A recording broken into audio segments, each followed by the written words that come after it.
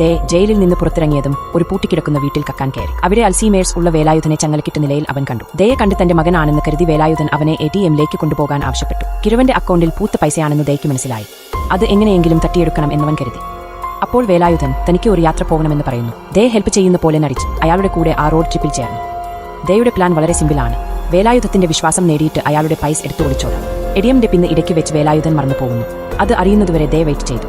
എന്നാൽ യാത്ര മുന്നേറുമ്പോൾ ചില സ്ട്രിഞ്ചായ സംഭവങ്ങൾ നടക്കാൻ തുടങ്ങുന്നു. അവിടെ അവർ കടന്നു പോകുന്ന സ്ഥലങ്ങളിൽ വേലായുധത്തിന്റെ പാസ്റ്റിൽ ഉണ്ടായ ചില ആളുകൾ മരിക്കുന്നു. ഇതെല്ലാം കോയിൻസിഡൻസ് അല്ല എന്ന് ദേക്ക് സ്ലോലി മനസ്സിലാവുന്നു. പക്ഷേ വേലായുധൻ ഒരു പാവത്തെ പോലെ നടിച്ചുകൊണ്ടിരുന്നു. ദേ കൺഫ്യൂഷനിലാവുന്നു. ഇതൊരു സാധാരണ യാത്ര അല്ലെന്നോ അവന് മനസ്സിലായി.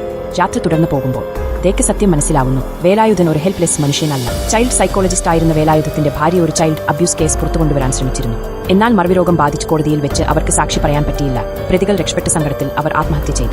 തന്റെ ഭാര്യയുടെ ജീവിതം നശിപ്പിച്ചയാളുകളെ തേടിപ്പിടിച്ചയാൾ കൊല്ലുകയാണ്. കേസിലെ അവസാനത്തെ പ്രതിയെ തേടിയെത്തിയ വേലായുധൻ ഷോക്കായി. കാരണം അത് ദയുടെ കൂട്ടുകാരനാണ്. സത്യങ്ങളെല്ലാം മനസ്സിലാക്കിയ ദേ കൂട്ടുകാരനെ സ്വന്തം കൈകൊണ്ടു കൊന്നു. ദേ ഒരു നല്ലവനാണെന്ന് മനസ്സിലാക്കിയ വേലായുധം പോലീസ് വന്നതും എല്ലാ കുറ്റവും ഏറ്റുപറഞ്ഞു. അവസാനം വേലായുധം ജയിലിൽ പോയി. ദേ മോഷണം ഉപേക്ഷിച്ച് നല്ലവനായി.